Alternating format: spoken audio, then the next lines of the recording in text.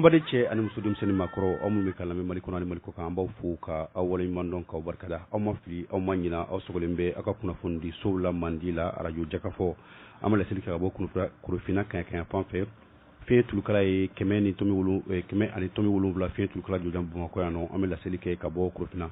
ni wati na minye maliko na no ma chamambe no iba soro ko ni una nyongo bi sengla bodo bi kari mawbe girnga jo chamana minye anga bara tablo bikliga na odifleni kamo de batungara abedugula basita la soni ne nikuma aywa niko tala tatugula na la sonoma na binyon soro ni na la sonoma inshallah ni wati na mamumbe ka baro bela jile nyemine ka seben franco nyanabo alebe awni dunda che ale to ko bo jabati minye nego korafe ka jiya nem dambeli alebe nego kunani watina awdingna bol make abdou touré alebe minye kuma barlani watina wala sa minye tonrange jam kany am se ka jega kuna funi chamandi nyoma chugo minna ambo fu ka wala mano ka barkada ame fieni bo ansingoro sani awka labe on ka sawati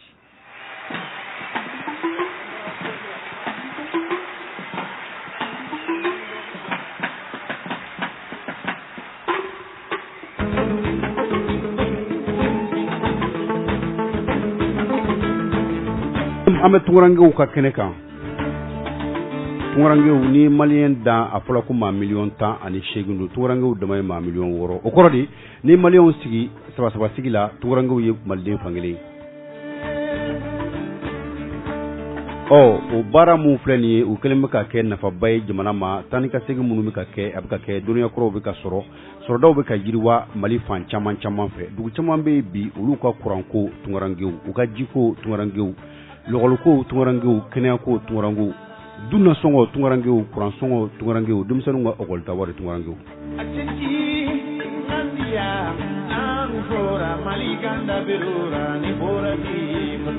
ode yake tunga nafabwala anwa jamana fono mamu me tungarangew ko nyema mali kono anga fuli ani tanmbe jekulu be ministre so siglembe mali kono mali jamana nyemaw ya famia ka foko tungarange woni nga kan ministre so sigila ka to da ko ministère des maliens de l'extérieur bi o ministre so nyemne ma mi mbolo o de nyinyi nga Amadou Koita ni ka département maw bela jili anga poli bawo ni keneka no yi bola jakulu folo min sigila tungarange uka kuma foli uka akewla fasali ani minye uka dabulu ulubseka du berla chugumina oje kulu nyema to ko abib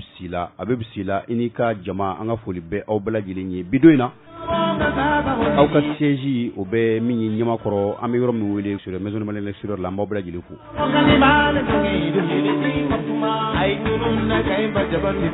nego kora fe no ibola je kulu frana mu sigla bibi na le frana kelme kala mene na kelme ka minye ko bon bobo bela jilintige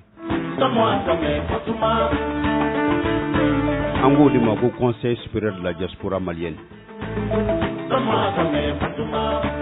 alen nyemile mami fe bibi na Mohamed Chérifou Aïdara doko ko Madiba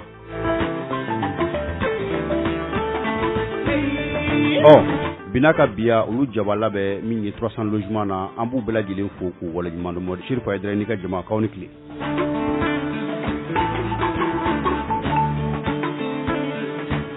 tungarange mumbe Asie munumbe Ameriki munumbe Afriki Europe amanyina awko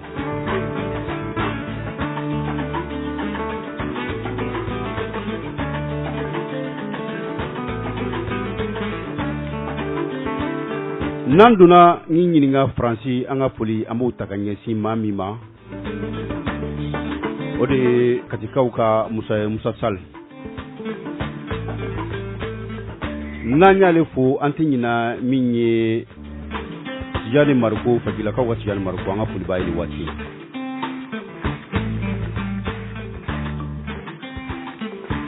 nambula Franci ameta nyinyininga Congo Brazzaville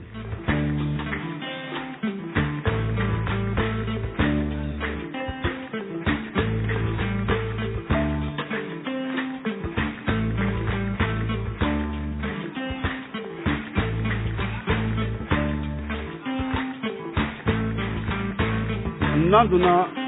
Congo Brazzaville nem cherobe ale to de ko Nuhundaw ale ni nga Congo Brazzaville le 16e président chewre beno ale 16e bureau exécutif vice président ko kama ko Yuka Bernard anga politique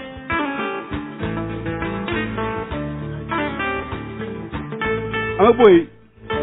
ameta Congo Pointe-Noire il y a pas Congo Pointe-Noire ale de 16e président baye Congo Pointe-Noire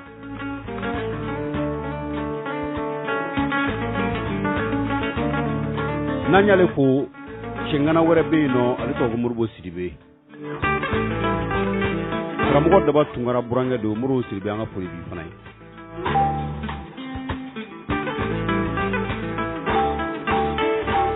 amito Congo ale bi ne retirke be Mamadou Dramé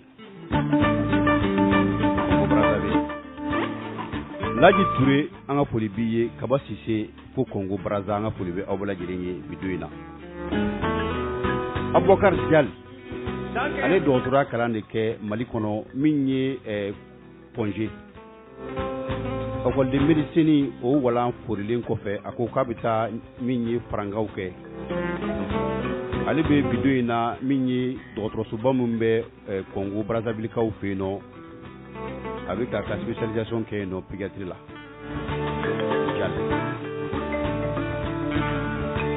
n'an bɔra Congo Brazza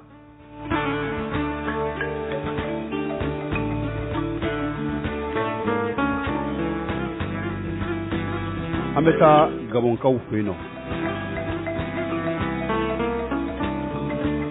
sanni an ka bɔ Congo Brazzaville min ye son excellence Maïga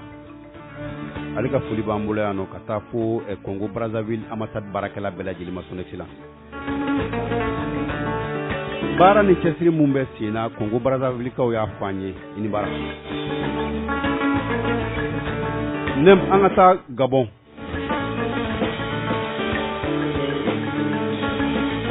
commissaire de police mun bɛ n'a tun bɛ Mali la yan nɔ n'a ye kabako lamaga ne kan bɛ Sakolakaw muso de ma Amin Kane ale de ye Mali lasigiden ye Gabon Amin Kane i n'i ka kankɔrɔsigiw n'i ka ambassade baarakɛlaw bɛɛ lajɛlen Mali tɔgɔ la an b'aw fo Gabon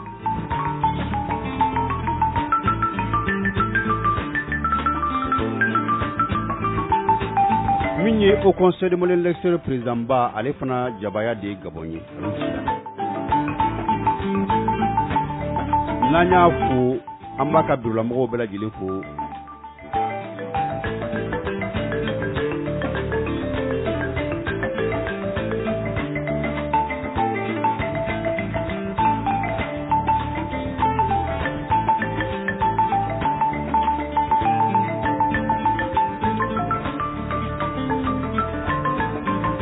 Amanyina mere jawra ko aboya min ye fo Gabonkaw fe no cewre sigilen be no an ko ale ma ko Seydou Kane Malien do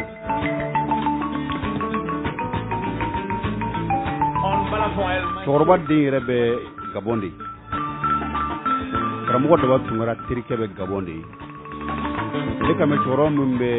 Kayi legal Segu n'u b'a wele ko ba ale ka b'o denkɛ de ma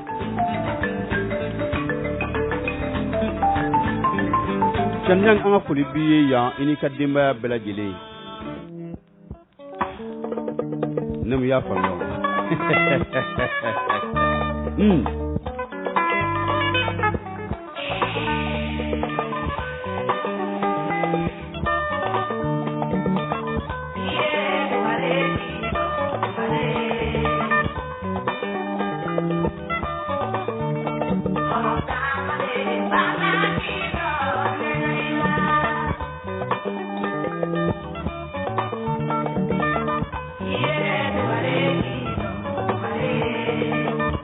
nem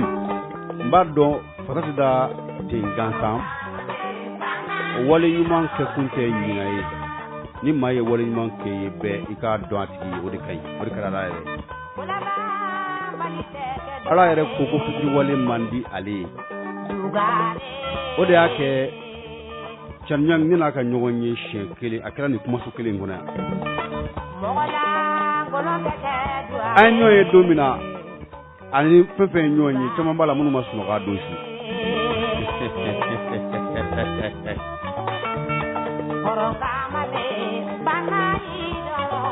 anw y'a sɔrɔ mun tɔgɔ la min tɔgɔ la o kɔni o ko tɛ o mɔgɔ dɔ bɛ kɛ sɔrɔbanci ye o tɛ kɛ karibanci ye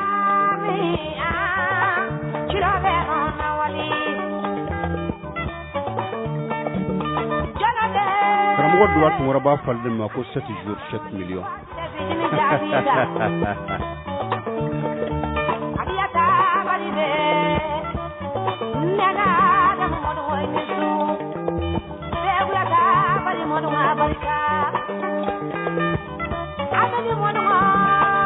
nem n'Ala ye nafolo di maa min ma i bɛ se ka fɛn minnu k'a la i bɛ ɲumanya mun k'a la i bɛ mun di maaw ma i bɛ mun kɛ saraka ye o bɛɛ bila i ka saraka minɛ kɔnɔ Bamakɔ yan nɔ an si kundama ma waati jan bɔ an ye maaw ye u ye wari sɔrɔ an ye maaw ye wari banna nem an ye maaw ye Bamakɔ yan nɔ foyi t'u bolo an tila k'u ye u miliyari la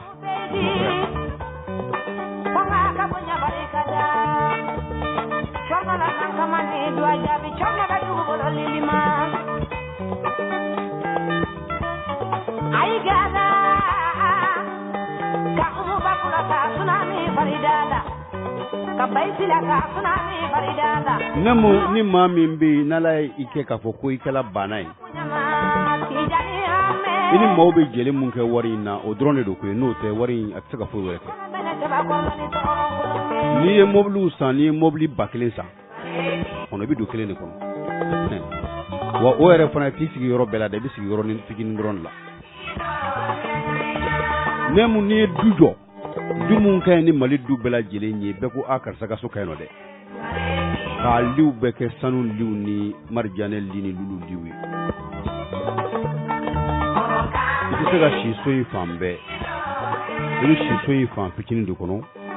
o fana na i b'i mɔsɔn de k'i da hali o la dayɔrɔ tɔ bɛ to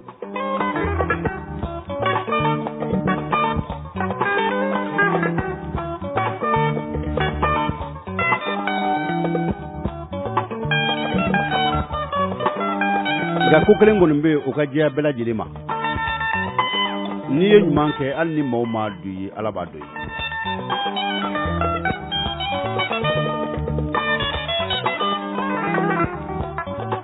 nka a bɛ maa 120 de kɔnɔ k'a fɔ ko ni wari b'i bolo nem ni e ye wari in di maaw ma bɛɛ ko wari in bɛ ban de Ala b'a yɛrɛ sagoya de la Ala ko ko fa'alun lima yuridun Ala bɛ ko kɛ mun y'a ja Ala de ko ama ko ni nafolo b'i bolo bɛ fɛn min bɔ nafolo la k'a di maaw ma i ka saraka de Ala t'a yɛrɛ sɔsɔ i b'a sɔrɔ cogo dɔ la walima i b'a sɔrɔ cogo wɛrɛ la Mariya minnu bɛ yen nɔ ni aw bɛ faso kɔkan na nin ye aw ka baro sigilen baro min bɛ yen n'a bɛ kɛ walasa faamuyaliw ka kɛ aw bɛ taabolo min na aw sigiyɔrɔ la o taabolo ka se ka ɲɛdɔn peut-être kibaruya minnu fana bɛ jamana kɔnɔ kuma dɔw la an da bɛ se o fana ma k'o lase aw ma ka tila ka kuma d'aw ma aw ka hakililaw n'aw miiriyaw n'aw fɛlaw fɔ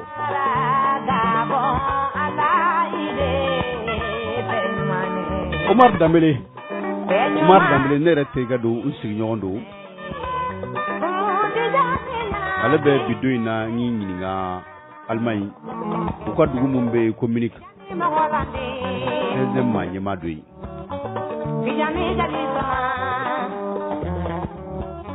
Sumaila Kulubali hali kunungo an tun bɛ ɲɔgɔn kan i bɔra Canada ka na min ye dialogue national inclusive kama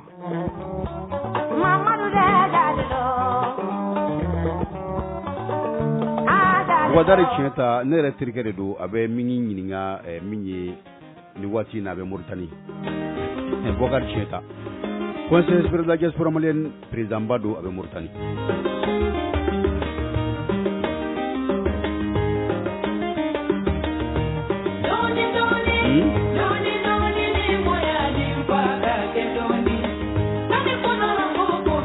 nem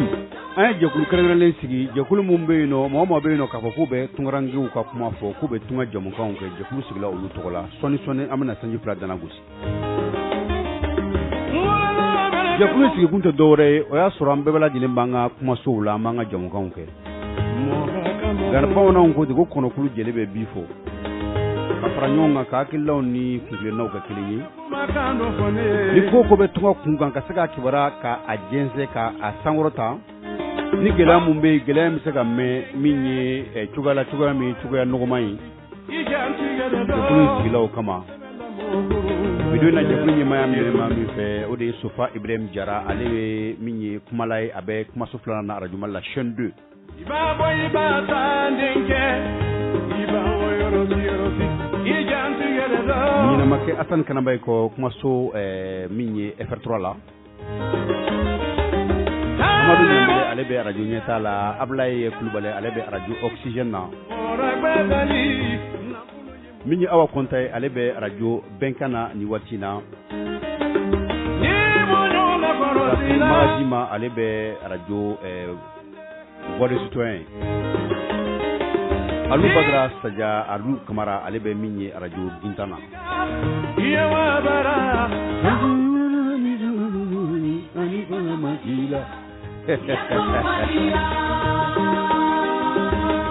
Nego krafi Stony ame minyi amanda do babula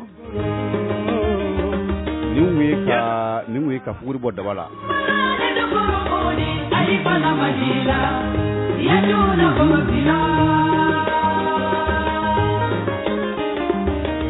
Netara londo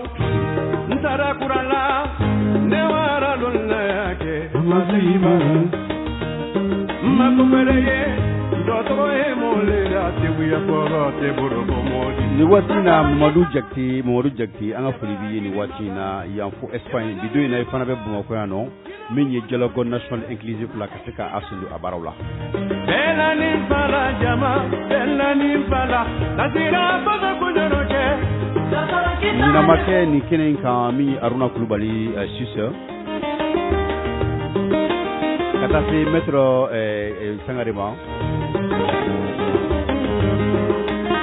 ale fana be Suisse ni watina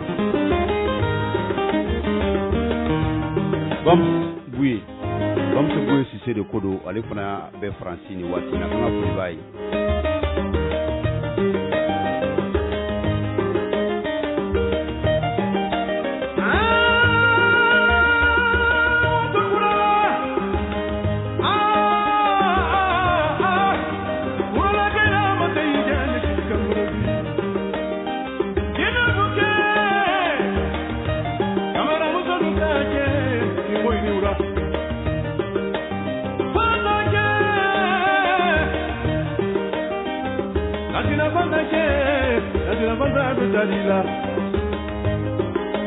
Cissé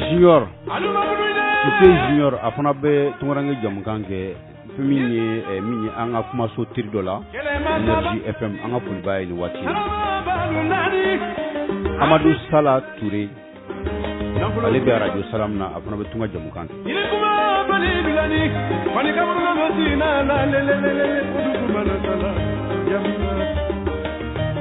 amanyina Madi Awa Kebe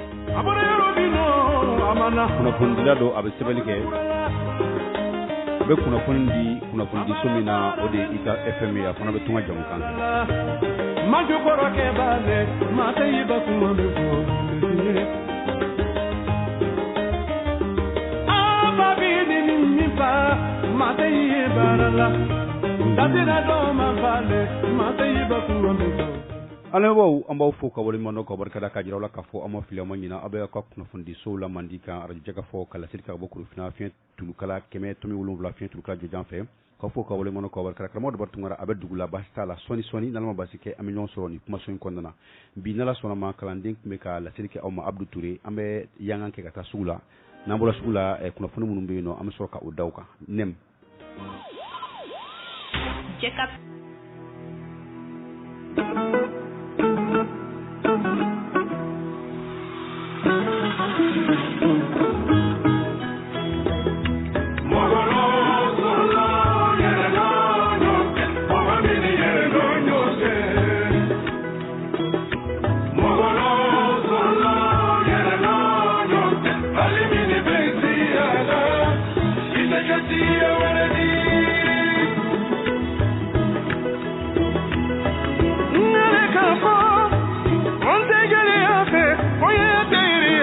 jala folo kana farama ke faramari nani faruko kunye otiri ala jada babe konagiri yana ba kone bikati nyarana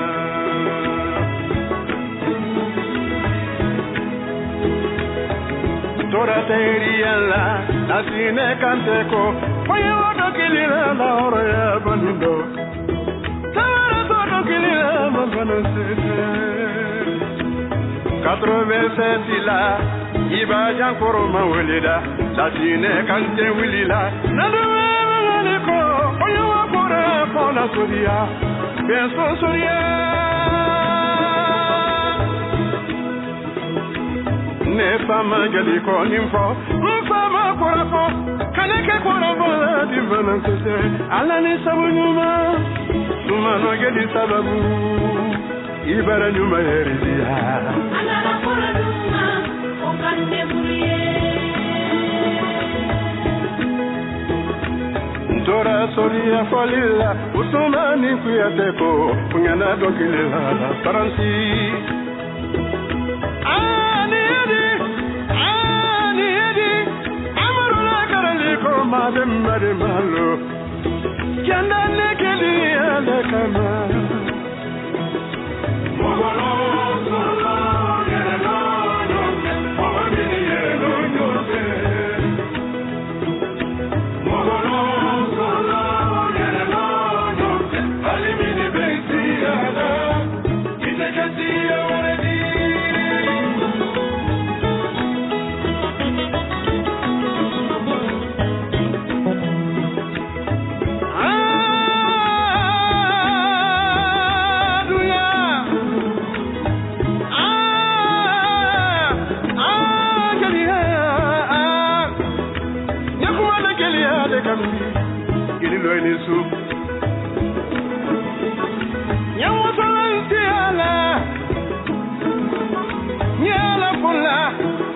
ala mega geliada nyala fola ala le abraham dem folo le to ismaila o mamare le to biribitulai ay dirta ani fulade soro nem davide ambi fuki wala imando baraw tablu kan kulgu ni watina ambe fuli ani tanni takanye sile mbaje kulu bela jilima ambado kafo awbe alame sanga ani aka wati bela jilina wala saka saka jumla kuna funi soro minye etkonge uka jam kan keneka la jam mesi awye karo kare ni client fendeke kan ta ani sabanu sanga bisbanda langosi abe o kenade kan tungarangi kene kramo do batungara abe dugula bastala ni ala sona manana basi wereke abe ansoro kuma sokono inshallah bi minye wilka joye anyi ake fende wanama kan nem ni ya jatemine mali kono kangangu shilindo tungarangi ka fanfala fe kosobe minye sanwo sa tungarangi tokola dumba mumbeno nala yansi joka kono sanwo sa nubu be désormais kalo klita ani segima abinyana maya o san temenin taw do kala ko do kala marabul rewla ngam minye mali gouvernement u kelme ka anganya nyina à travers le département mimbeno ne obi talike tungarangi ka kunyo kuna malene lecturer wala sa nyinanta absika ke sewko fi jugumina o stratikela amba donc fo gouvernement be akawlika jolola minyi kay marama u fanayi olu fana kelme ka nyinanta ka fo ku bina o dongeli nyanamaya kay ka bina ke femin kan o de états généraux yi kay tungarangi u niya getimine were ko fola ni tungarangi sigi keme wo keme iba soro bisegi wala bi kononton o kay o tungan na fajno mi ka se kayma muni mun kala muni mun tola olu fana bena kile nani la sigi ke o baro bi numi do ni kalo kilita ani segi baro be kunje fo kalo kile muka ani kile o ni ala sonama am dabidu okmawla mali kono amba kala maka fo abi wati jambo la sigi do kun kala ni obesi ga fo baku fo dialogue national inclusive akela mali yoro chamana kadamina nga kuminu na kana cercle la katanga marabulu la kata se minyi bon ko kafo ani angala sigide somunum be no chinu consulaw ani ambassadeur akela ufuna muka ani nanna kuma munum bolu kono benkala feminka minyi barawi ufana nundu na kunu bomoko palais de la culture la akunyima kum me président Ibrahim Bokar Keita fe min ye kunnafoni ye a bɛna banba nin de kan an y'a fɔ cogo min na nem kɛkaw u ko ko états généraux k'u bɛna o baara boloda états généraux migration kayisienne fɛn mun kɛla mun tola mun kan ka kɛ baara bɛna kɛ o bɛɛ lajɛlen kan ni ala sɔnna ma délégation u nana maaw nana ka bɔ farajɛla maaw nana ka bɔ farafina dugu la dugu o dugu bɛ yen nɔ k'o bɛ kɛnɛ lamini na olu ka délégation u bɛna Kayi dugu o dugu bɛ yen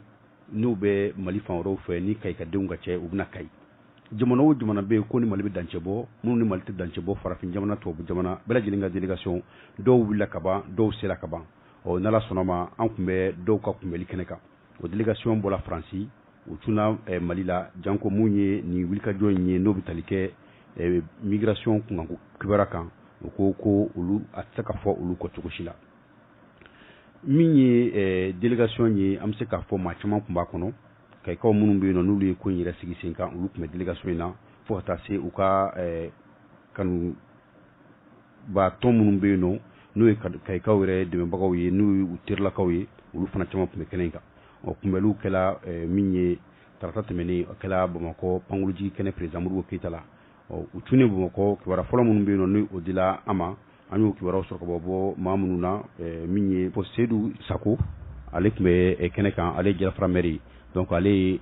wulikajɔ kɛ ka na a ko kama k'a jira k'a fɔ koden tɛ n'a fɔra ko taamako a bɛ bɛɛ lajɛlen ka nafa de ko fɔ a bɛɛ lajɛlen ka tɔnɔ de ko fɔ janko Kayi mara fɛn minnu kɛla an selen kɛnɛ kan kuma sarala la a ye mun fɔ an ka jɛko lamɛn. Seydou Sako Jalafara maire de don commune de Jalafara cercle de Keɲeba ne ka foli de bɛ délégation fɛn fɛn nana a organisateur yɛrɛ a mɔgɔ fila bɛɛ ne ka dugulamɔgɔ de ye nin kan promotionnaire de Ansumana ye awa Dramé fana o y'an ka baarakɛɲɔgɔn de ye ne yɛrɛ ka foli de bɛ a bɛɛ lajɛlen ye délégation fɛn fɛn nana parce que nin ye sababuya de ye awa an ka diasporaw ka barika don u ka kow la aw b'a jateminɛ ka bɔ yan ka taga Faransi mɔgɔ 100 bɛ kelen u bɛ taa la wari min bɛ taa u bolo comme an delila ka fɛn min fɔ wari min bɛ taa u bolo min bɛ bɔ Bamako min bɛ taa siraw fɛ ka taa Kɔgɔjida la u bɛ wari min bɛ dépenser n'i y'a calculer batara wari tɛ bon n'a fɔra awa kuma la suruya la tubabuw an ye sɛgɛn bɛɛ kɛ tubabuw ye anw ye fɛn bɛɛ de kɛ u ye parce que farafin n'i y'a mɛn bi ko tubabuw a kɛra fɛn mun ka nin ta ɲɛ anw de sɛgɛnna an ka sɛgɛn u ye datugu an ɲɛna u ye ko bɛɛ latunu an ma donc n'a fɔra k'an ka to o cogoya la a tɛna bɛn don cogo si la n'i y'a ye an denw bɛ taa la sara Kɔgɔji kan an denw bɛ sara Cɛncɛn kan u bɛ sara kun jumɛn de la kun jumɛn de b'a kɛla u bɛ sara u bɛ taa la de pour que ka taa Faransi u bɛ taa de pour que ka taa Espagne u bɛ taa pour que ka taa Europe ni da dun tugunew ɲa u bɛ mun kɛ obligatoirement f'u ka ɲaɲini de sinon n'a sɔrɔ ni visa bɛ di la o comme n terikɛ de y'a fɛn fɔ ni visa bɛ bila la est ce que mɔgɔ kelen ka passer million i bɛ baaratigɛ bɛ taa million 3 fɔ million 2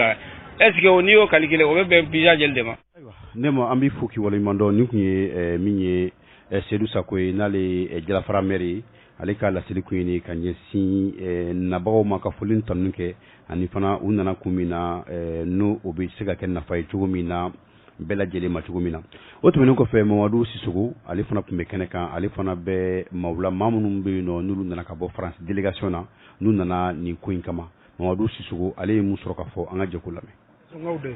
a bɔ Tomura Bambila ani organisation caman bi ɲɔgɔn bolo nin ko nin na an tɛ sin k'a bɛɛ détailler bi fɛn min b'an kan diɲɛ ko fɛ fɛn min gɛlɛya min b'an kan diɲɛ ko fɛ an bɛ n'a yira an ka jamana kɔnɔ an ka région kɔnɔ comment on peut s'en sortir an bɛ n'a o yira nin tile saba nin kɔnɔ le 18 19 ou 20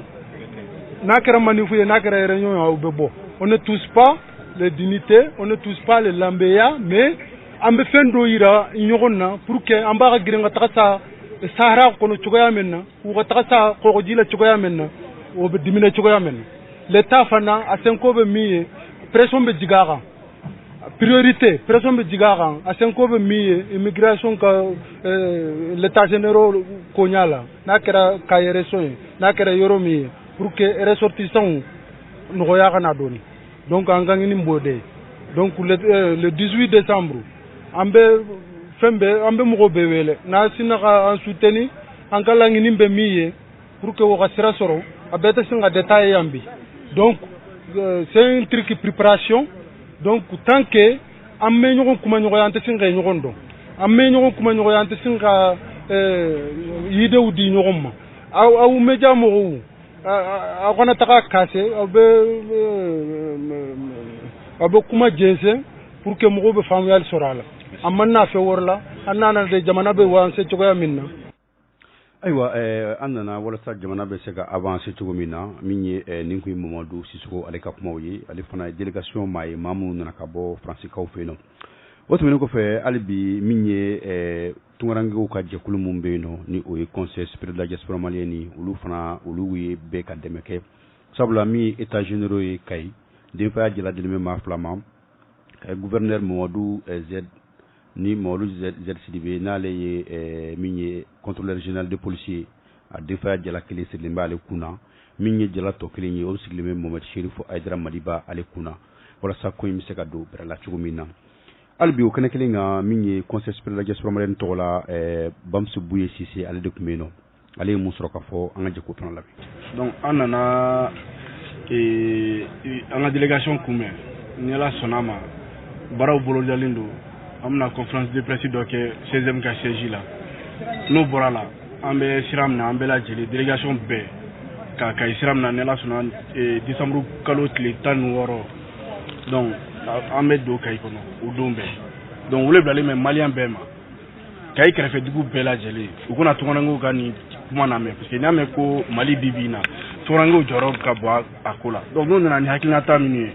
k'u bɛna jɛnsɛn k'u bɛna ɲɛfɔ faso kɔnɔ minnu sigilen don faso kɔnɔ u kan ka wuli k'u sɔngɔrɔ ma tinti donc weleweleda bilalen bɛ bɛɛ lajɛlen ma minnu bɛ se ka Kayi lasɔrɔ du 18 au 21 pour les états généraux de la migration ils sont les bienvenus donc a ɲininen bɛ malien bɛɛ fɛ bon an b'a déterminer comme délégation nana bi su in na de donc dɔw fana kan dɔw bɛna sini sinikɛnɛ ni Ala sɔnna ma sini sɔgɔma an bɛ ci bila presse ma ka don jɔnjɔn f'u ye a n'a heure jɔnjɔn f'u ye mais 16e ye tunkarankew ka lafasa jɛkulu dɔ ye aw ye minnu fana bɛ yan nɔ u bɛ kuma min na tunga kuma don an bɛ se k'a dɔn munna 16e sɔnna ka don u kɔkɔrɔ walasa ka fara u kan walasa ka se ka nin ko in labɛn. bon 16e ye min ye jɛkulu min don a dalayɛlen bɛ malien bɛɛ fɛn fɛn bɛ tunga la donc ni initiative tigiw in taara an m'an tɛ ka kɛ kɔfɛmɔgɔya ko la an kan k'an y'a cɛ ma de donc il me semble que k'a daminɛ depuis an y'u rencontré Faransi donc depuis o don fo bi il me semble que an y'an jɔyɔrɔ fa donc ni Ala sɔnna nin y'an siɲɛ fɔlɔ ye k'an sen don a la mais a tɛna k'a siɲɛ laban ye. a tɛna k'a siɲɛ laban ye ni Ala sɔnna ma ni kun ye Bamusu Buye Sise ale ye 16e Faransi jɛkulu maa dɔ ye o tɛmɛnen kɔfɛ maa minnu nana délégation na farafinw dama kun tɛ sabula an y'a fɔ cogo min na Mali teriw minnu bɛ tunkarankew dɛmɛ jango sans papiers o fana dɔ tun bɛ kuma in na min ye Françoise ale ye mun sɔrɔ ka fɔ u ka nali hukumu kɔnɔna na an ka jɛko fana lamɛn. Droit ici et là-bas viennent et voilà, donc je suis très contente d'être ici, d'abord parce que c'est pas la première fois que je viens et que voilà, et puis c'est très important d'organiser ces états généraux à Kayi puisqu'il y a énormément de Kayiens en région, notamment en région parisienne et en France et on connaît la problématique d'un peu pourquoi ils sont partis et surtout la problématique des morts en Méditerranée, des jeunes qui sont prêts à se lancer alors que c'est vraiment... et ceux qui ont survécu sont quand même très très traumatisés. Et donc on a pensé que c'était important d'essayer de comprendre pourquoi ils partaient et s'ils partaient, c'est peut-être essayer de redonner un petit peu d'espoir, des idées. Mais que chacun participe et donne des idées, parce que souvent c'est un peu comme une balle de ping-pong, c'est un premier lance une idée, puis ça donne des compléments d'une autre personne, et c'est à la population elle-même d'essayer de réfléchir, même si on peut donner quelques pistes parce que on a des informations d'ailleurs et qui peuvent donner des pistes et que chacun rebondisse là-dessus pour essayer de trouver des solutions pour que la région de Kayi se développe un petit peu et que les gens aient envie d'y rester pour y vivre une vie agréable et en dehors de tout problème que ce soit de santé, d'éducation, de transport, d'isolement, enfin bon voilà, et de pollution, puisqu'il y a aussi les problèmes de pollution. Donc voilà, c'est un petit peu pour tout ça, essayer que voilà, moi je vais pas participer, je serai là, mais c'est aux populations de trouver et s'il y a des pistes qui peuvent être données de ce qui s'est fait ailleurs dans d'autres pays ou dans d'autres régions même du Mali et qui fonctionnent, pourquoi pas essayer et voilà, pour donner un petit peu d'espoir. Voilà. Aywa mi nem nunki Françoise ale fana ye maye farajelo ako kun tali na ko fole Mali la ale maye mamum be no be tonrange woni tamadu de jangu 7 ans ka seka udo berla ka seka armadin akep seka la sawati ula fan fe chugo minam ani dan sago wala kuna seka ke ka nyesuma ako nin kon koina ale tay jetemine alitna du barawla ina fo tawbe du akono chugo mina ga jetemine mundu abakilla falen falen ku fo akila munum be no nyina fan ro ka seka ulu laje Mali bisaka kola ani jamana woro ani tamadum bo tamana kuma chama akila nyinum bala adola joro nyinum bala adola kalum bala adola penchama chama be akonnana ga ninyi munu ni tay soro koy a chama ni soro swatla u borola abke sawi u basi borola wala sa minye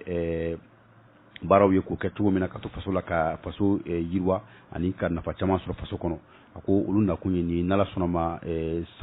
sanwo sanini ko nyogon kela numa de sawi tamadon gerfe warsa ka segude min akilaw ni blasraluye minye layinu mi bla jilim saka sabati chugo ya minna ka bla jilim fuka aw wala nyumando na bawbe okni François ka la série amboleno kunungo sibiri silfana clé la uye nyon la jeke kuna fondi law ka dagayro utola sumbe marna kurakaw fe maison de la presse la okuna fondi fana kumbe tarike alibi forum mumena ke état généraux mumena sigi kay kile nane boyon kono o baro muna tachugo mina ani bara tablo yumuni o kene kam mingi na bawla uka jekul do beno anzumana sisugo ale o jekul nyimay ale kumana ay dakune flamu fo conseil nga fo ni finge kondana ni wulika jo kondana anga jeka o lamenyo fe nye association droit ici et là-bas président ye ani coalition internationale sans papier migrants au porte-parole parce que président là donc nebe franci a samungani woro mais santane seginga kele ka papier taw demain papier kola logement kola barakola donc ni mo munana ambe fereke pour que bebo chumu ni anga katita tu as 80% de sens il t'est expulsé à condition ni minana iban wele en premier parce que contact bambolo pour cela monsieur ko wele contact bambolo avocat nyima bambolo vous connaissez le droit de séjour donc vous savez ka barake ka nya pour que atiki be ka bochumu donc ni en desero bela ni dona avion on am se ka mobiliser kata munu be don avion on ka tika jamana kana ni tunisien do ambe tunisien blakata ni malien do ambe malien blakata ou kuma passager fait passager be mana do avion on do be manganti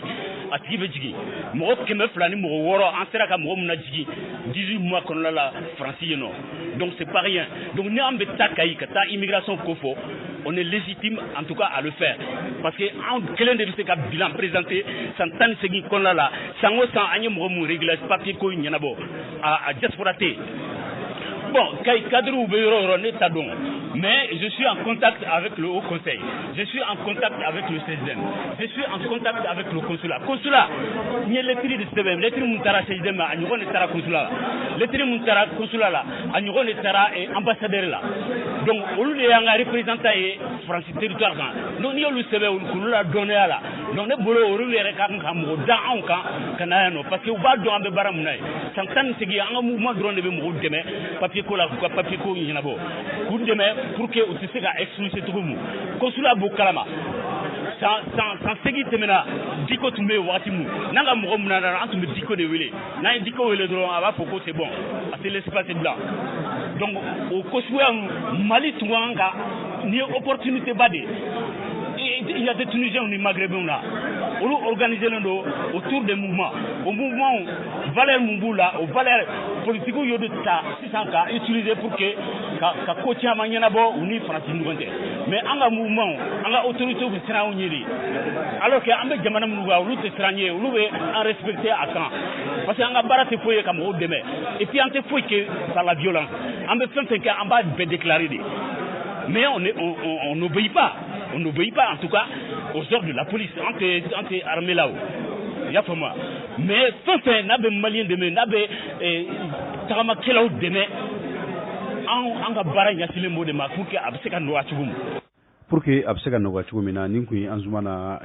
Sisoko ale ye sans papier olu ka jɛkulu ka kuma lasela ye min ye hali bi o kɛnɛ kelen kan 16e tɔgɔ la an ye kuma di Sumayila Kulubali ma ale ye 16e ka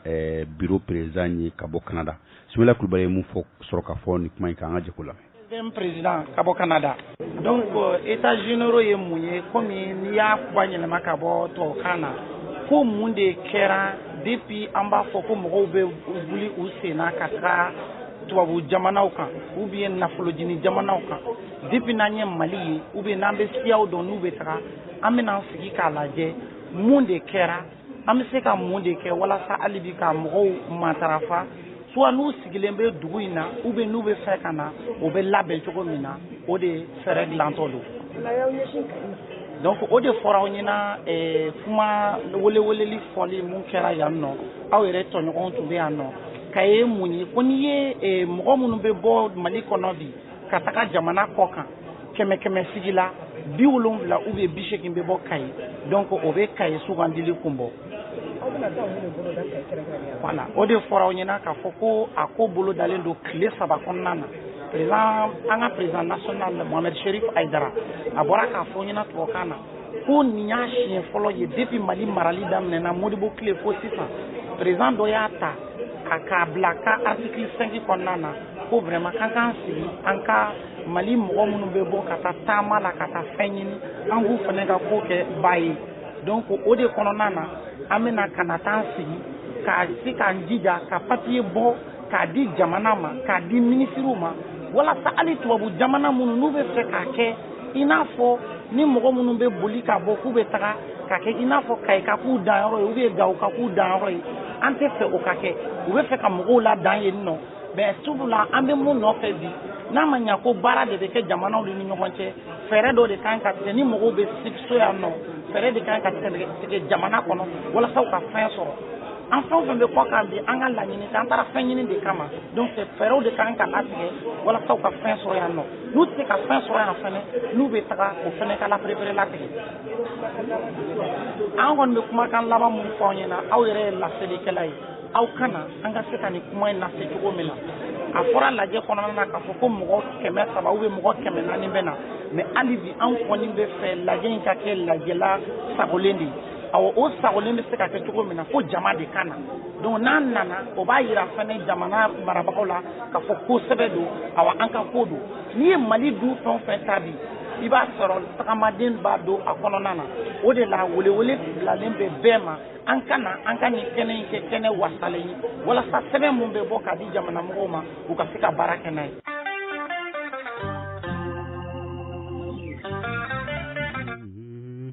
Voilà, nem damele ambi fo ki wala ɲuman ki barkada nin kun ye min ye Sumayila Kulubali ale ye 16e président ye Canada nin kun ye ale ka kuma ye o kun bɛ états généraux ka wuli ka jɔ états généraux kɛbaw ka wuli ka jɔ kɛnɛ kan kunungo sibiri don maison de la presse la o tɛmɛnen kɔfɛ o kunungo kelen min ye nem damele sɔgɔmafɛlaw waatiw la min ye an ka dialogue national inclusive n'o ye jamana sigikafɔba ye a fɔra ko a kɛla jamana fan bɛɛ ko kan bɛ kun dala kunungo k'a fɔ baaraw ninnu bɛna don wulikajɔ in kɔnɔna na fɛn ni fɛn minnu bɔra kɔnɔ baaraw o bɛna perepelatigɛ jama ye tile damadama kɔnɔna na nka o baaraw ninnu donna kunu jamana ɲɛma Elhaji Ibrahim Bokar Keita a ko ɲɛmaya tun bɛ ale bolo nka kɛnɛ in kan min ye an ka kunnafoni ɲinina Amadu Mayiga ale fana tun bɛ yen nɔ barow wililen ka maaw to sɛgɛnlabɔ waatiw la a gɛrɛla min ye au conseil de malien électoral o président bala Habib Sila ye dakuɲɛ fila min sɔrɔ ka fɔ a ye an ka jɛ ko o lamɛn ɲɔgɔn fɛ. Habib Sila o mɔni conseil ɲɛmaa ye bi sɔgɔma dialogue national la wulle be kene ka hakilaj be biira la bi xamana non en tout cas vraiment c'est voilà qui malien be ben kamika akilena alors je crois que faut jogo alors anyemi so wana hakila ni dialogue yi mena que kuna wuluye parce que beka hakila ta kera kili donc ambe ala dili asa alaka malibo awoni gele ama ni ko jalo ka mali demu mi ko kan aw jorob na ke mu yul non si anyaka contribution ke parce que jalo fana kera ko jamana mu ban nani nyogo awa jalo kera yino ambe anganya hakila taji je pense que chama kara ni chama ta en compte donc hakila na sona kona binaka awa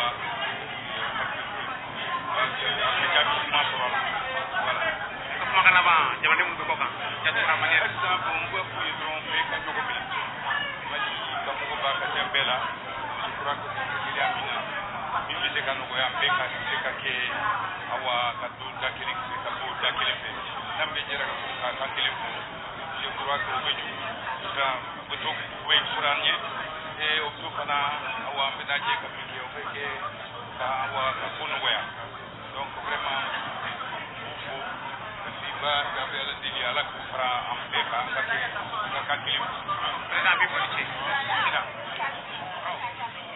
Voilà, nous qui Abiba Silay,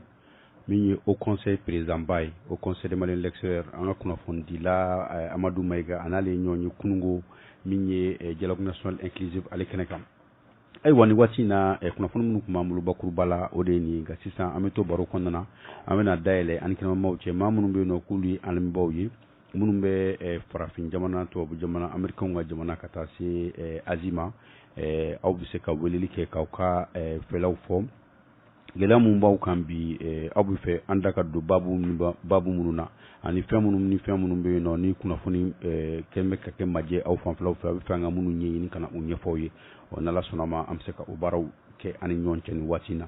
ngama munu be mali konna ko awbe kadamne minyi e kayi katabla menaka katme bu ko fe aw kun awte lamali awti wulilike o nay nyon fam yola am sroka ne ga juru sro kuludi awma aw seka wulike kaban 00223 20416 29 22478 78 224 98 98 kuma binde ko la kaba alu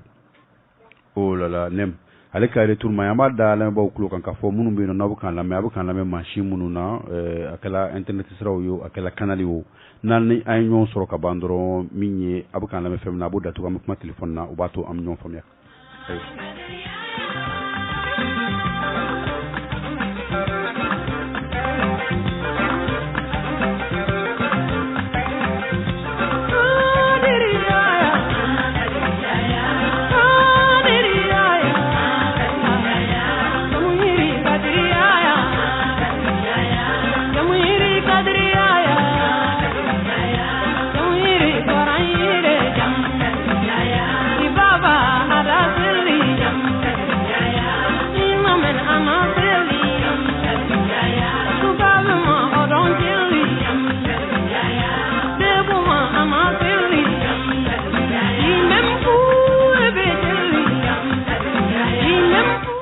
nem ambe ane bo la donia kokura ka fo munu be na nubu kan la me malikono ani malikokan malikono awte la meli munu malikokan na bu ka wuli ke anga ne ga judu soro ye 24 76 29 24 78 78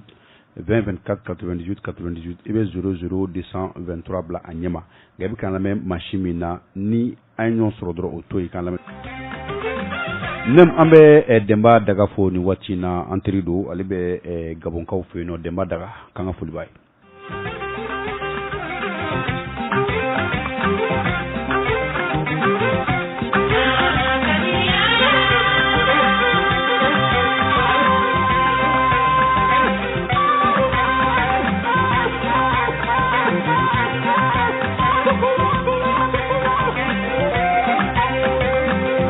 nani demba daga fo ambe kasoge fana fo aller au conseil nyama bay États-Unis ko nga ful bay kasoge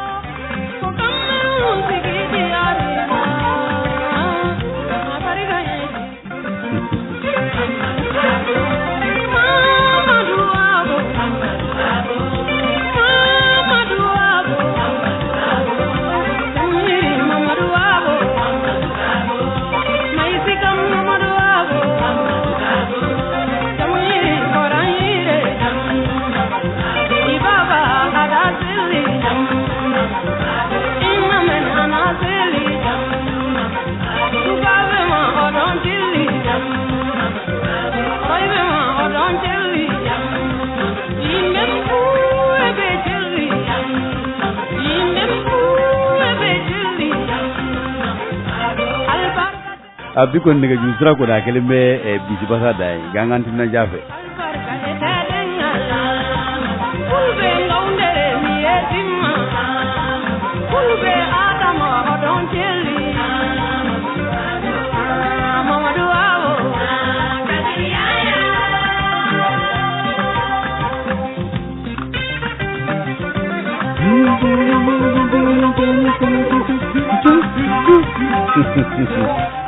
nem ante senge ante nyina akila jigi kanye sile baw bula jirali ma munu me maliko kana nabu weleli ke naw ye weleli ke ka ba ni nega juru eji kungambo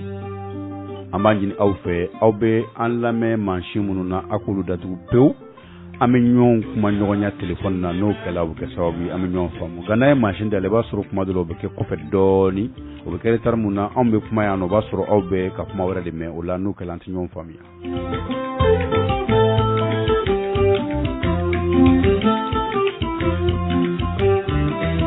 ni wati na mbe adama trawre fo nere e signondo alebe anlameni wati na kabo million kina adama trawre anga folibi Yerko ime chichimi ngade o chichimi Yerko ime chabo ngade o chichimi Ayame yema hangaga andornya chichindi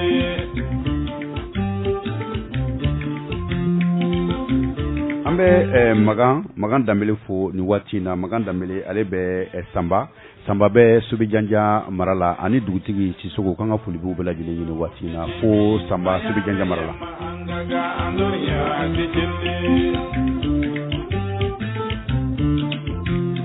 Durnya dijindi me durnya dijindi durnya dijindi me durnya dijindi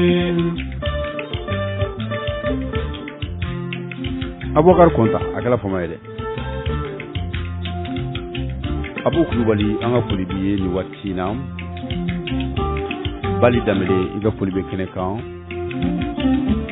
fulibe antenne de yan fo jagne bugula comme ça Kulubali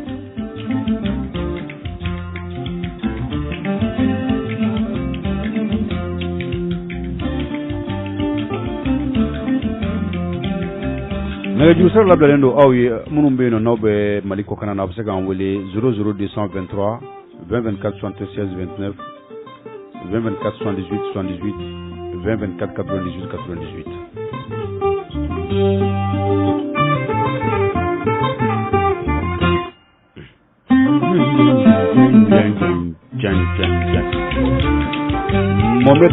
98 Mohamed Jawara ani Madame Jawara Lelaisha Maiga ulubla jeme Francis dan wati na kanga fulu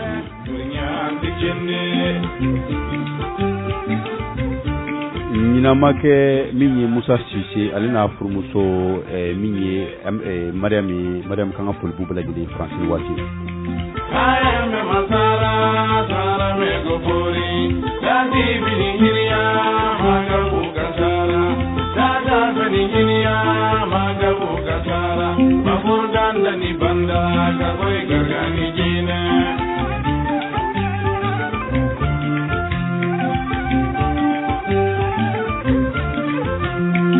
ayame masara sara me gopuri ayame masara Allah machina jembe na bu mafogani banda gakwe gargani jine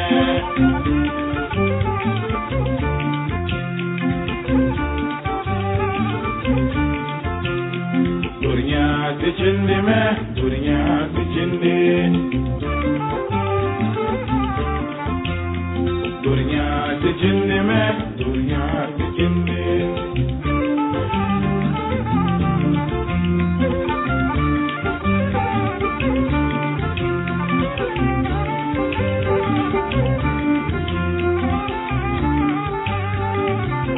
nem mere ntirike ani mbenge ale to de ko Bokar Siriki a jamu ko jara aba barake minye kelula ni watina afana be tunga jamkani ke karo kare shufe ko nga fulba ni watina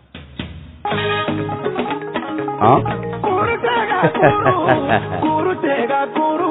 illi gula jogore tawle tunne kurutega kuru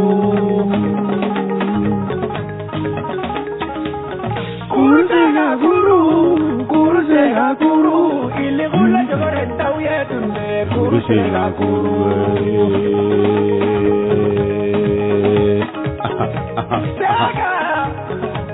Saga Bakari menna kraje muri Mama no kuje mengo nelendo je mugabe Usi kuje jire mengo nelendo je mugabe Kora la gare noiri Bakari kuje jire mengo Hajambo bare me ankro je muri sega nyame Nyamere menela Gundo timbalere me Kiedo geri gabe Nyamire me noiri Nima nyame wagingo Tega nyame Muta nyame wagingo Tega nyame Kore ho lagare noiri nem dambele akila jigla nala sunama min yin to kun konna tawale goshilembe tungurangu ka jokulu bela jerele fanfe min yi département mumbe no ni o ye gouvernement konna na barabulu faramu nyesinembe tunga kunyo nyina bolima no nyemnenembe bidoina Amadou Koita fe ale na ka jama be na ye kili saba bara la sukaw fe no nala yansi joka kono ni kalun kilita ani shigin katabla akile mugana go baro bna dayla ina fo sanwo san malibe do nyinamaya ina fo dien jamana chama ba nyinamaya chugumina ni o yede 18 décembre tunrange utogola don jekulu be ko be tunga kuma fo anga fuli be o bela gilenyi mon président ni oye association malienne des expulsés Ousmane Diarra anga fuli be inika jama bela jerelini yelimana tega kiendo jemugabe Kabe ole 18 kelema nala sonama nala mabashura uke kaika ufuna fino baraba numina du so mada bela jile no bitaleke tunga kunyo kan eta généraux bina ke kaika ufe utula ujengire menta uyetunde urute gakuru waja bite ganda uyetunde urute gakuru haja bobo te ganda uyetunde urute gakuru inyame te ganda uyetunde urute gakuru urute gakuru Kurutega kuru ili ule jokorenda uyetunde kurutega kuru Chupa Aha Wajira minga tegayo Kwada lagare noiri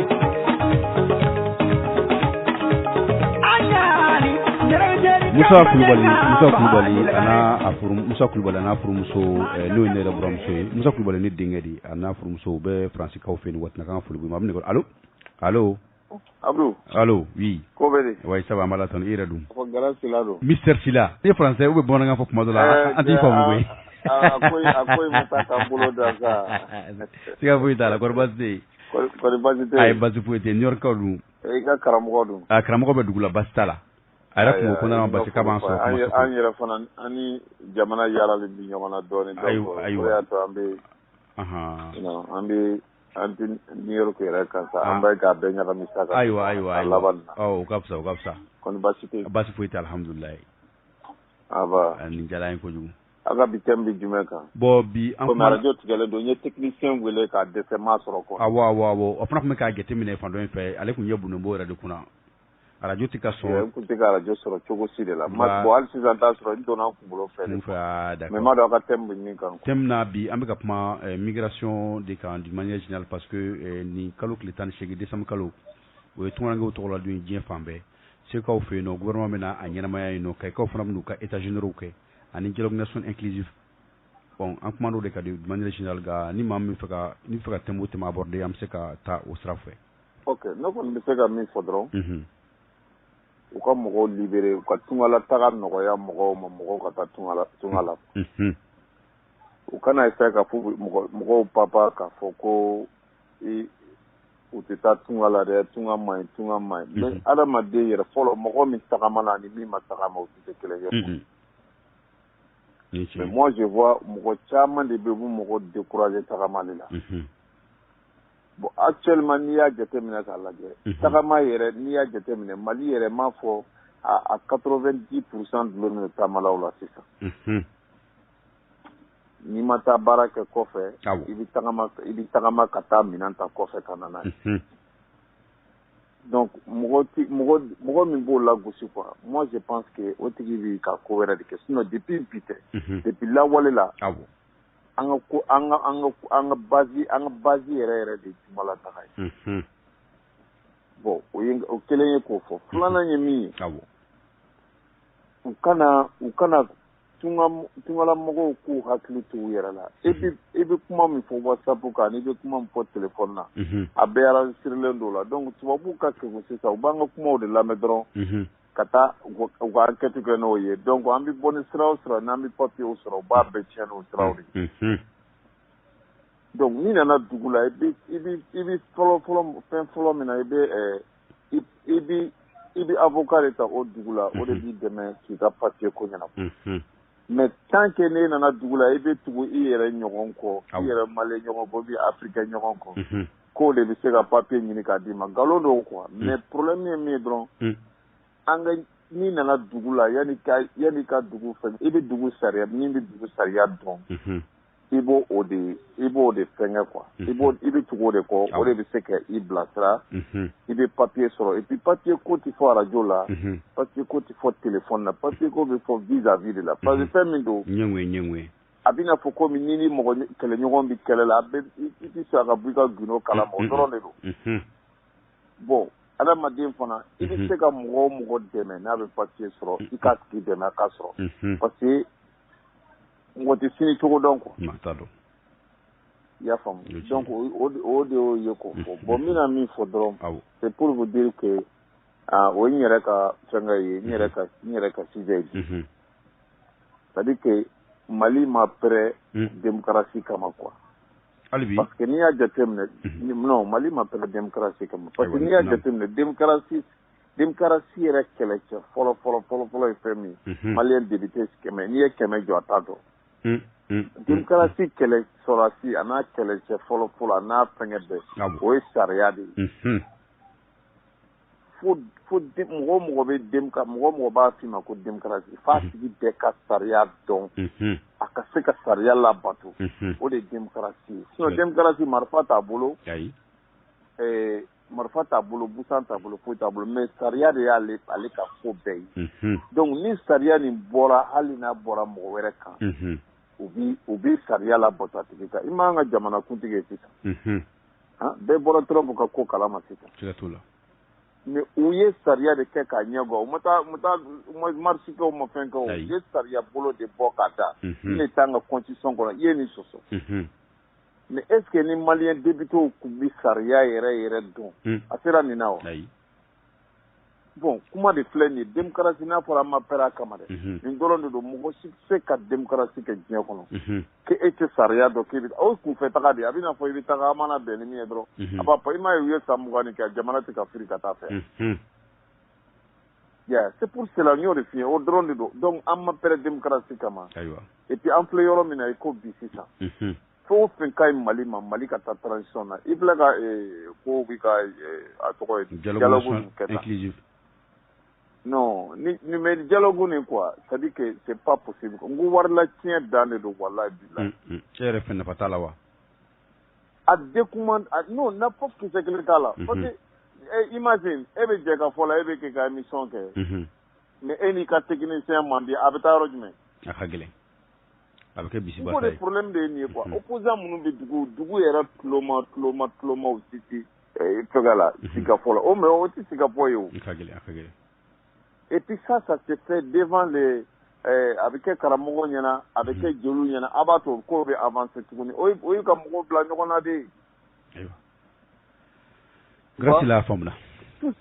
Merci. Non, o de don quoi mais comme ne yɛrɛ ti n ti n ka dugu la bi o n bɛ mouvement na dɔrɔn. Ayiwa. Mouvement na dɔrɔn. Nin diyara n ye kojugu. N bɛ dugawu kɛ. Inch'Allah. Niger ka sɔrɔdasi minnu banna vraiment an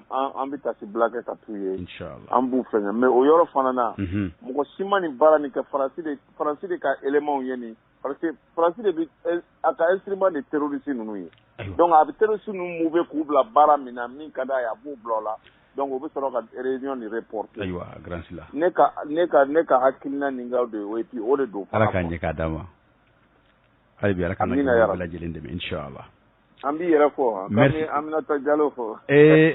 grand sila i bɛna baro tiɲɛ nin yɔrɔ de la Aminata Diallo fo i b'o fɔ ka radio la a fɔ dugutigi ko an bɛ radio Kiledu mɔgɔw fɔ k'u fana ye ligne filanan bila fɛnkɛ mɔgɔw ka ko la awɔ non i ka cɛ dɔrɔn de tun bɛ don Musa Kulubali dɔrɔn de tun bɛ don ye ka se k'a ta fɔ donc siga t'o la ale ye n ka représentant ye nɔ donc je suis très content n'Ala sɔnna ma inchallah nin diyara n ye kojugu n b'i ka lamɛnnikɛlaw fɔ Musa Sall ni Saji Baraji ni a ka cɛ tɔgɔ ye Tijani Mariko ani Aruna Kulubali tout le monde n'Ala sɔnna ma inchallah nin diyara n ye kojugu merci beaucoup merci bien grand sila merci bien k'an bɛ inchallah ni kun ye grand sila ka bɔ New York fɛ yan ko bi k'u bɛ segin ka bɔ la k'a bɛ état wɛrɛw la an ka foli b'a ye nin waati in na ani maliyɛn bɛ Amérique n'a lamini na an ka foli b'a bɛɛ lajɛlen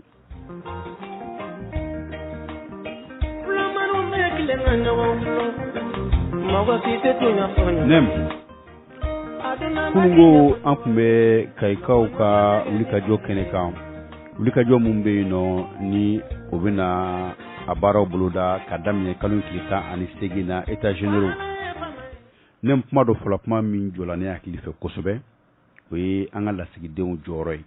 tiɲɛ na kuma caman an dasila ni kuma ninnu ma an ka jamukan kelen kɔnɔna na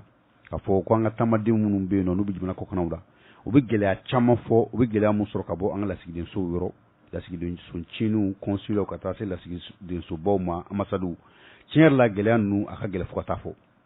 min ye Anzumana Sisoko ye a ka kuma kɔnɔna na a ko ne y'a jateminɛ san joli Faransi olu bɛ taa ni ka segin ni wulikajɔ mun kɛ ko gɛlɛya yɛrɛ bɛ yɔrɔ min na o ye lasigidensow de sabula n'i y'a jateminɛ an sigiɲɔgɔn jamanaw ani farafin jamana tɔ minnu bɛ Faransi ko o yɔrɔw la ni maa mun minɛna n'a ko k'ale ye ni jamana maa ye n'u ye nɛgɛ k'a tigi la n'u sera u ka lasigidenso la u bɛ nɛgɛ bɔ a la u b'a la don consul kan u bɛ sigi ka kuma u bɛ kanw fɔ a ye k'a lajɛ n'a sɔrɔ n'o yɔrɔ mɔgɔ don u bɛ kibaruyaw di ɲɔgɔn ma nka min ye Mali lasigidenso ye mun bɛ Faransi ko olu kɛlen bɛ ka fɛɛrɛ mun kɛ o de ye k'a fɔ ni maa min k'a ye Maliyɛn ye olu yɛrɛ de bɛ yala commissariaw la ni kuma dɔw la i b'a sɔrɔ o bɛ don kumakan mun bɛ tɛmɛ o ni polisiw ni maa tɔw ni ɲɔgɔn cɛ olu tɛ b'o kalama sɔɔni i bɛ n'a ye dɔrɔn k'a fɔ k'i ka l'espace dilanna i bɛ bila ka na faso la donc an b'a fɔ an ka lasigidenw fana ɲɛna consuls ni ambassades ani consuls ni ambassadeurs consulaires ni ambassadeurs kɔnɔna na u k'u hakili to a la u k'a dɔn taakun fila t'u la ni jamana ninnu kɔnɔ ni malidenw ka koɲɛw tɛ u bɛ se ka ko kɛ walasa maa minnu bɛ yen ni tɛgɛ da l'u kan u bɛ se ka porokoto cogo min na k'o ko kɛ sabula an b'a dɔn gɛlɛya min bɛ maaw bɔ faso kɔnɔ ka taa faso kɔ kan hali bi ala ka hakili ɲuman di an n'aw bɛɛ lajɛlen ma.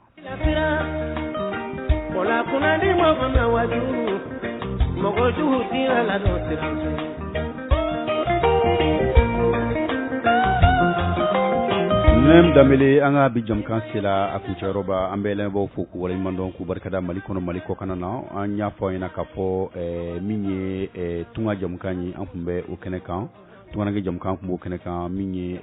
karamɔgɔ dɔ b'a tunkara a bɛ dugu la basi t'a la ale tun ye layidu d'an ma ko n'Ala ma basi k'a bɛ na nka a ma se ka kumaso lasɔrɔ bi jamu lasela denkɛ bolo kɔfɛ Abdou Touré karamɔgɔ dɔ b'a tunkara ka kalanden k'a sɔrɔ nɛgɛw bɛ jija maa min fɛ o de ye Nem Damele nem baaraw ɲɛna kojugu anw ni donda cɛ ka sɛbɛnfura kow ɲɛnabɔ ka se ka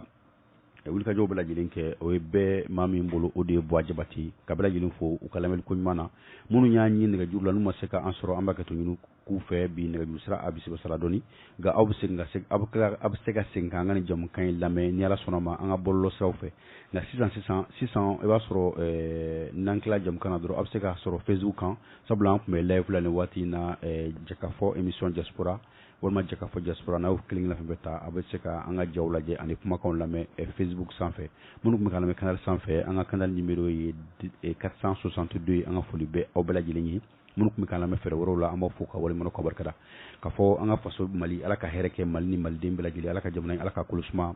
an ka hakili to an yɛrɛ la don o don ye a damana ɲɛnamaya ye wa an ka hakili to ɲɔgɔn na diɲɛ don ka ca Ala ka jamana sɔrɔ ta k'a basigi ka dugawudon kɛ maliden bɛɛ lajɛlen minnu tamana aw ta kun de ye wari ɲini dɔnniya ɲini walima min ka diɲɛ ɲini k'a dɔn an bɛ dugawu kɛ Ala ka sababu ɲuman kɛ an n'aw bɛɛ lajɛlen n'aw bɛna don min na o k'a sɔrɔ an yɛrɛ bɛ hɛrɛ la nem min ko krafila kuma sokona dinga wono ke Abdou Touré bobe anin dacce akambe sigida wore adu jabaru ma fakla la dalube wono ke Abdou Touré bobe anin dacce akambe sigida wore adu jabaru ma fakla la dalube wono ke Abdou Touré bobe anin dacce akambe sigida wore adu jabaru ma fakla la dalube wono ke Abdou Touré bobe anin dacce akambe sigida wore adu jabaru ma